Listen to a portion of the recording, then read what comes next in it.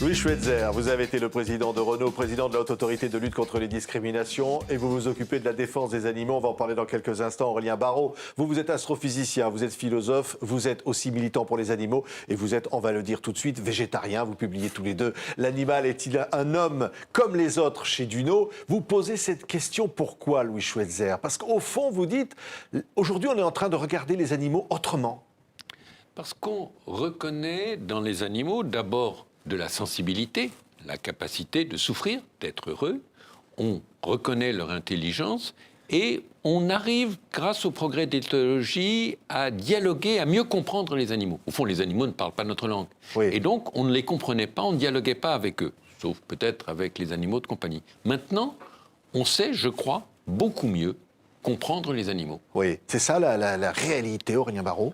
Ah, la réalité finale, absolue, je ne la connais pas, bien sûr, mais il y a une sorte d'évidence qui est à la fois philosophique, scientifique, éthique, qui est bien sûr ce lien de continuité qui nous unit avec les autres vivants, et je crois que c'est vraisemblablement un des péchés cardinaux, finalement, de l'histoire de la pensée, j'allais dire occidentale, mais même au-delà de l'Occident, de la pensée humaine, que d'avoir voulu désespérément s'extraire du règne de la nature, alors que, bien sûr, nous en sommes une partie parmi d'autres. Donc on dit, au fond, l'homme est un animal, et donc forcément, les animaux aujourd'hui sont des êtres sensibles, la loi enfin le reconnaît. Mais après tellement de temps, est-ce que ça change quelque chose à notre regard à la nature à l'heure où les espèces vivantes disparaissent de la planète? Je pense que le fait que la loi reconnaisse l'animal comme être sensible ne change pas de choses concrètes. Mais c'est un signe que la perception de notre place dans le monde, du rôle des animaux, change. Et qu'aujourd'hui, on n'établit plus une frontière rigide entre, d'une part, des êtres doués de raison, de sensibilité, et d'autre part, des êtres considérés par Descartes comme des machines, c'est-à-dire simplement des outils au service de l'homme. On considérait les animaux comme des biens meubles dans la loi. Aujourd'hui, non. Mais au fond, on voit les images des militants qui vont filmer dans les abattoirs, on voit la cruauté contre les animaux. Et finalement, on se dit, rien n'a changé. Oui, et c'est un peu le problème. C'est qu'une loi a valeur, généralement, quand elle est suivie d'action. Jacques Derrida, le philosophe, parlait de la force de la loi. Alors, il ne s'agit pas forcément d'une force au sens coercitif du terme, mais il faut au moins qu'elle ait une dimension performative, c'est-à-dire qu'elle soit suivie des faits. Et ça, on le voit avec la problématique de l'éthique animale, on le voit aussi avec la problématique de l'écologie, qui nous intéresse beaucoup en ce moment. Et il est vrai que nous sommes dans une situation un peu schizophrénique, où finalement nous savons qu'il y a des problèmes très graves en ce qui concerne les animaux pour ce qui est de l'éthique, c'est-à-dire de la souffrance que nous leur infligeons, pour ce qui est de la planète en ce qui concerne notre devenir commun. Et à l'heure actuelle, les faits ne s'en suivent pas. Alors on peut y voir en effet un frémissement positif, parce que ça signifie que la prise de conscience est en train de se faire, et c'est toujours la condition nécessaire, mais on n'a quand même pas beaucoup de temps. C'est-à-dire qu'il va falloir se dépêcher de mettre en œuvre ce qu'on commence à savoir, parce qu'hélas, les vivants sont en train de mourir. Mais alors, est-ce qu'il y a les bons et les mauvais animaux, Louis Schweitzer? Il y a ceux que l'on mange, ou ceux qui nous servent, il y a ceux qui nous sont nuisibles, il y a ceux qui nous indiffèrent, il y a ceux qui nous ressemblent.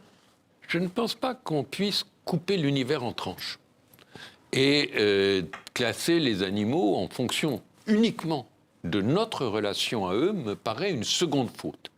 C'est vrai qu'à mes yeux, il y a des animaux qui ne sont pas sensibles, au sens où nous l'entendons. Un insecte, une bactérie n'est pas à mes yeux quelque chose une personne sensible. Mais il y a une continuité, c'est-à-dire qu'on ne peut pas mettre quelque part une frontière rigide. Par exemple, on se pose la question de savoir si les animaux sont effectivement sensibles, capables de ressentir des émotions, de la douleur. Et cette frontière se déplace. Beaucoup de gens pensent qu'il n'y a que les mammifères. Maintenant, on sait bien sûr que les poissons sont sensibles. On sait aussi qu'une pieuvre est sensible.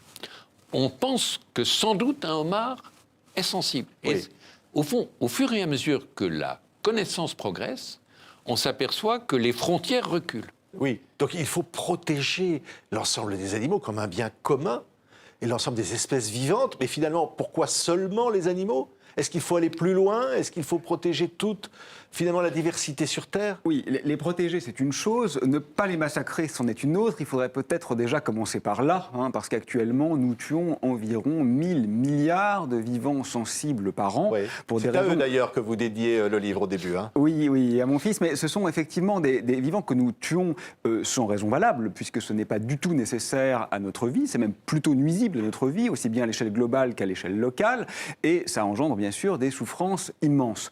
Donc je dirais qu'on n'en est pas encore à une sorte d'éthique du care, comme on le dit aujourd'hui dans les pays anglo-saxons, c'est-à-dire de la bienfaisance. On en est peut-être à arrêter l'immensité de la malfaisance. Alors c'est vrai qu'on peut aussi se poser la question des vivants comme les plantes, comme les arbres, etc. Oui. Mais il ne faut pas que ça serve d'alibi. C'est-à-dire que moi, je crois que la question du droit à être d'une plante est parfaitement légitime si elle est posée avec bienveillance. Si c'est simplement une excuse pour pouvoir continuer de détruire des animaux au motif que les plantes souffrent peut-être également, c'est une mauvaise excuse pour une raison très simple. De toute façon, tuer ou manger des animaux détruit 4 fois plus de plantes que de manger directement des plantes. Donc je me tourne même vers- si on oui. aime les plantes, Oui. il faut mieux manger des plantes que manger des animaux. Oui, mais alors je me tourne vers Louis Schweitzer, qui n'est pas végétarien. Non. Vaut mieux manger, finalement, manger des animaux, c'est pas forcément les défendre. Bon, il y a effectivement une cohérence à être végane, c'est-à-dire à n'utiliser aucun produit animal. Ce n'est pas mon cas et ce n'est pas le cas de l'immense majorité Donc on a des hommes. besoin de manger des animaux. Entre besoin et manger les animaux et faire quelque chose, vous savez, il y a beaucoup de choses qu'on ne fait pas par besoin. D'une certaine façon, on n'a pas besoin de parler. Oui. Et au fond, nous aimons parler. Donc, il y a des choses qu'on fait pas par besoin, mais qu'on fait quand même depuis des centaines et des millions d'années. Ce qui est le cas de manger de la viande. Bon, est-ce que c'est une raison pour mal se conduire? Non. C'est-à-dire pour évidemment les violences, tout le monde est d'accord. Je veux dire, Oui. et il faut savoir, pour les animaux d'élevage, le sujet qui suscite la sensibilité, c'est leurs conditions de mort. Mais le sujet qui, moi, m'indigne le plus, c'est les conditions de vie de ces animaux dans des systèmes industriels qui ignorent complètement leur réalité d'être vivants et sensibles. Et donc, pour moi, l'enjeu majeur de progrès, c'est de passer d'un élevage qui ignore la sensibilité de l'animal à un élevage tourné vers la bientraitance, et pas seulement la bientraitance, le bien-être. Oui. C'est-à-dire des animaux qui non seulement ne souffrent pas, mais peuvent connaître une forme de bonheur. Oui, mais on voit bien qu'il y a des associations, des militants aujourd'hui qui se battent contre la maltraitance animale, parfois même violemment. On voit des partis animalistes aux élections européennes. On voit une mobilisation finalement. Est-ce qu'au fond, c'est quelque chose de positif ? Alors là, je crois qu'il faut être très circonspect. Il y a des actions violentes, ineptes, que je ne soutiens pas et qui d'ailleurs ne font absolument pas l'unanimité. C'est-à-dire par exemple attaquer la vitrine d'un boucher. Oui, mais ça, c'est anecdotique. Ce sont des gens qui ne sont pas sérieux et qui desservent la cause qu'ils prétendent défendre. Donc cela ne mérite même pas d'être discuté. Que des associations, en revanche, permettent de dénoncer un certain nombre de violences en les montrant, là, comme quand on filme dans un abattoir, oui. Voilà, ce qui est violent, ce n'est pas de montrer, c'est de faire, et c'est de subir, bien évidemment. Donc je crois qu'il y a une légitimité, effectivement, à montrer, fût-elle un petit peu délicate à regarder, voire désagréable à regarder, la réalité de la vie de ces animaux qui, effectivement, comme le faisait remarquer Louis Schweitzer, est d'autant plus dramatique que, si vous voulez, la grande majorité des lapins, par exemple, que nous allons manger, n'ont jamais plus une seule fois bondir. Ce geste qui est ce pourquoi leur corps est fait. 99% des lapins qu'on consomme aujourd'hui n'ont pas pu bondir une seule fois dans leur vie. Là, on voit que c'est plus qu'un problème de maltraitance. Pour moi, c'est une sorte de crime contre la vie, c'est-à-dire contre l'ontologie de la vie, contre la vie en elle-même. C'est pas simplement un peu de douleur infligée, c'est que l'être même de la vie est nié avant la mort. Et ça pose quand même un problème éthique qui est considérable. Alors, un problème éthique, Louis Schweitzer, parce qu'effectivement, tuer un animal ou ne pas respecter un animal, et y compris être violent avec celui-ci, finalement, c'est être violent avec l'homme. Est-ce qu'il n'y a pas un risque, finalement, à mettre l'homme et l'animal sur le même plan ? Bon, il y a des règles qui sont différentes pour l'homme que pour l'animal. Prenons un exemple concret. L'euthanasie est une pratique acceptée vis-à-vis de la souffrance animale. Elle n'est pas acceptée pour l'homme. Donc, il y a des différences de règles. Mais la cruauté, l'expression de la cruauté, c'est quelque chose d'unique qui s'applique quelquefois à l'animal, quelquefois à l'homme. L'indifférence aux autres, l'égoïsme, c'est quelque chose d'unique qui est la même chose vis-à-vis de l'animal et vis-à-vis de l'homme.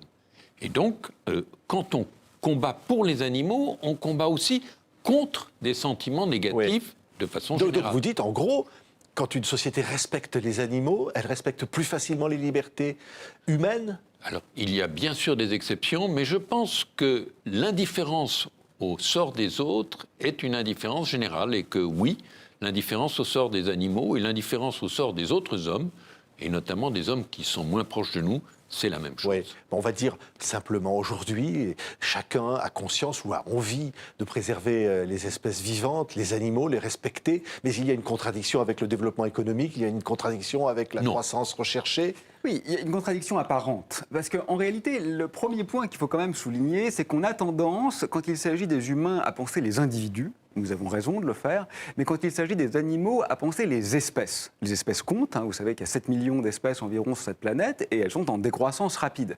Mais il ne faut pas oublier que les espèces animales sont elles aussi composées d'individus et que la question des personnes, en quelque sorte, se pose également pour les animaux, même si on a tendance à l'oublier. Aujourd'hui, on n'a pas encore perdu énormément d'espèces sur Terre. En revanche, 60% des populations animales, vraisemblablement, se sont affaissées, ont disparu. Donc il y a un problème d'individus qui n'est absolument pas négligeable. Oui, et au-delà, est-ce qu'il y a, je vais revenir là-dessus, en un mot, les bons et les mauvais animaux? Parce qu'évidemment, on va vous parler des chiens et des chats, des animaux de compagnie. Mais peut-être, excusez-moi, si je peux me permettre de vous interrompre un instant sur l'inadéquation avec le développement économique. Ça, c'est une question qui est immense. Mais le point est, tout dépend de ce que l'on veut faire. Voilà. Il n'est absolument pas écrit dans le marbre qu'une société ne peut pas prospérer sans détruire. Ça, c'est un dogme, finalement, dans lequel nous sommes engouffrés, dont on voit aujourd'hui que ça a des conséquences létales pour les vivants en général, y compris pour les humains. On sait quand même qu'on va dans le mur, c'est une sorte de vérité factuelle, scientifique, et donc on ne peut pas considérer qu'il y a là un progrès. Donc je crois que ce qui est important, c'est de redéfinir nos cadres d'évaluation de façon à revenir en quelque sorte dans une harmonie ou une parcimonie avec l'ensemble du vivant. Vous diriez, Louis Schweitzer, que finalement, à travers aujourd'hui, la conscience de la préservation des animaux, au moment où la planète et la conscience de la nécessité de préserver cette planète, que tout ça, évidemment, est lié, et qu'au-delà, il y a une question de valeur humaine, et que l'humanité est en train de jouer gros sur ce qu'elle est, sur ce auquel elle croit? Je le crois. L'exemple du climat est un exemple évident. On a considéré que le réchauffement climatique était un non-problème vis-à-vis de la croissance. On réalise maintenant que c'est un drame majeur qui risque de condamner l'humanité telle qu'elle est. Je pense que l'attitude vis-à-vis des animaux, c'est le même sujet. C'est-à-dire que c'est souvent du court-termisme. On ne se préoccupe pas, comme chacun d'entre nous se préoccupe de préserver un patrimoine commun, collectif, dont les animaux font partie, et puis aussi le respect des animaux en tant qu'individus. Je veux dire, je le répète, chaque animal a sa sensibilité. C'est pas juste une espèce, pas plus que nous disons les Français en effaçant le fait que c'est 66 millions de personnes.